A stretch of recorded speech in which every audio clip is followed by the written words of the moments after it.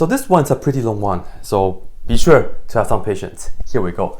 Let's go ahead and put down dx. And on the left-hand side, we will have to use the quotient rule. So here we go. Let's go ahead and just draw the fraction bar, and then we square the denominator. We have x plus y, and then square. And then for the top, we will keep the bottom function, which is x plus y, and we multiply by the derivative of the top, and that will give us 2x. And to continue, we minus the top function, which is x squared, and we are going to multiply by the derivative of the bottom. And be sure to use a parentheses because we have two terms. Firstly, we have the derivative of x, which is just 1, and then the derivative of the y is not 1, it's dy dx. So we are going to have plus dy dx. And right now it looks like we have a complex fraction, but no, do not multiply the top and bottom by dx, because you have to take a look at this as the whole thing, right? And some people might prefer to use the notation y prime for the derivative, but in my opinion, when we are doing these kind of things, sometimes when we write this, it might look like y to the first power and it might get confusing sometimes. So that's why I like to use dy dx for this. Alright, to continue, this is equal to the derivative of y squared, or put a 2 to the front, and then y, and then use the chain rule. The derivative of y is dy dx. And then lastly, the derivative of 1 is just equal to 0. So this is what we have. Okay, to clean things up, we are going to distribute the 2x and then distribute this, and then we can put this to the right hand side. So let's do that. This is 2x squared plus 2xy.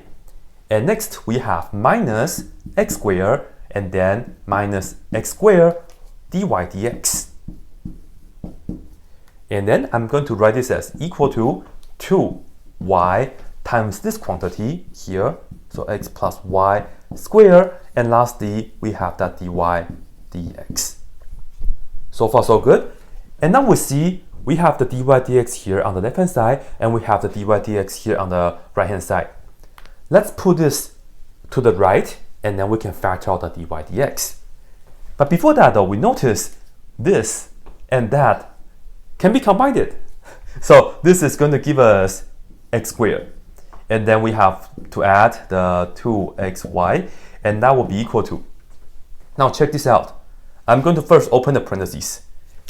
When we move this to the right hand side, the negative x squared becomes positive x squared, and I'm going to put it down right here.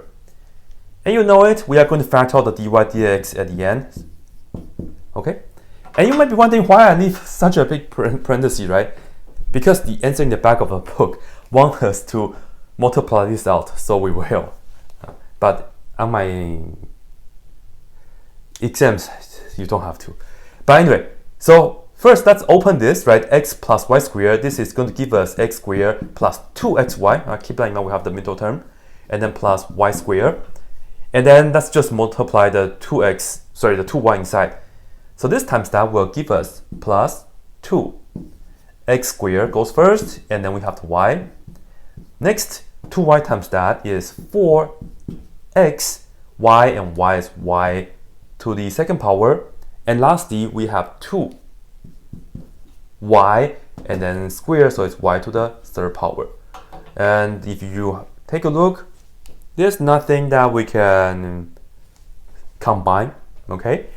And then we'll just divide this on both sides, and that'll be it. So we will do that, and let me write down the answer right here, the dy dx. That's equal to. We have this, we can just put it right here. And the answer in the back of the book, factor the out dx. I don't like that. I'm just going to write it as how it is. Yeah, it's not I didn't get the answer in the back of the book, it's just like, no. Anyway, I'm just going to write it as x squared plus 2xy, and I'm just going to put this on the bottom. So we will have x squared plus 2xy, and then plus 4xy squared, and lastly 2y to the third power. And ladies and gentlemen, here is the answer for that.